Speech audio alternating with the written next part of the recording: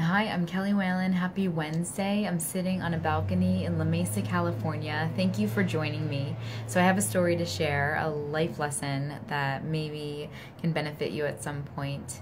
10 years ago, I was living in New Jersey. I was in a job that I had been doing for a couple years, and I noticed that the highlight of my day had nothing to do with the work that I was doing, although the majority of my day was spent at work.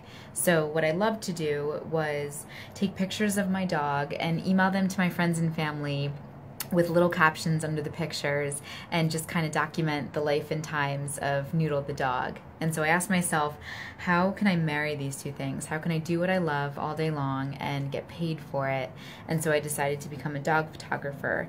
And I really didn't have any experience at that point other than I liked to take pictures and I owned a dog. And so I did an internet search to find people that were doing what I wanted to do. And 10 years ago, it was kind of novel to be a dog photographer. Not many people were advertising it.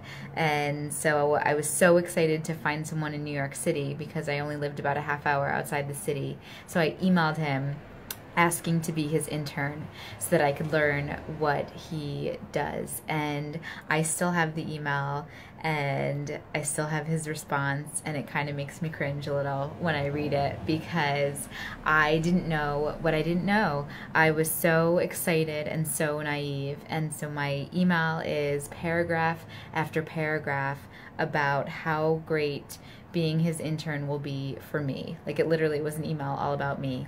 And he wrote back, and he was very gracious and shared, just how much goes into having a business like that. And he said, this was the paragraph that was an aha moment for me.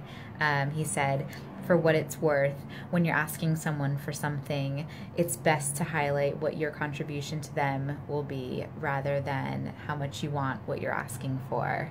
And I remember reading it and feeling mortified, and then also thinking that guy's a dick.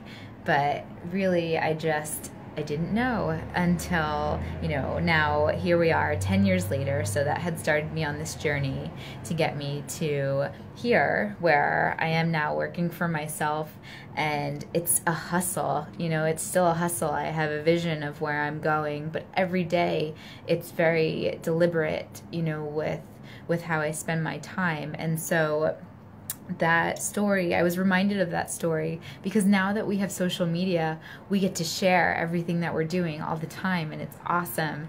And I see time and time again, all over the place, when people are sharing their successes, I see comments like, you're so lucky, or I'm so jealous, or must be nice. And right away, I know that that person is coming from a place of lack. They're in a poverty consciousness, whether it's not enough, they don't have enough self-worth, or they don't feel like there's enough in their life. But that language is such a key indicator to me because successful people and world-class people don't use that language. You'll never see someone that's successful say to someone, I'm so jealous of you, because they know that they have an abundance consciousness. So they know that there's enough for everyone, and so they celebrate the people that are doing what they want to do because it means that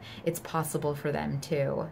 So that you're so lucky is implying that it just, happens, that it's just, what's luck? Luck is preparation meets opportunity. So these people that are lucky, we have no idea what it took to get to that point in time that we're seeing.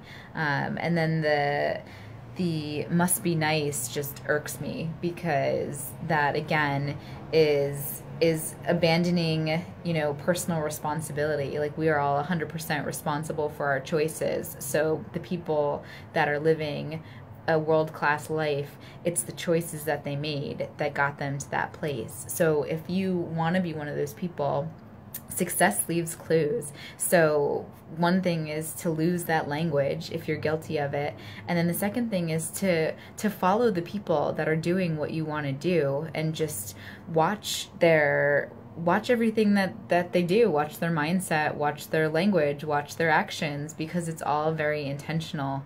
It's all about being intentional with what you're doing. So I am grateful for that photographer for taking the time to explain that to me, because it's a lesson that I still think of now. You know, like, I am appreciative of everything that I'm doing.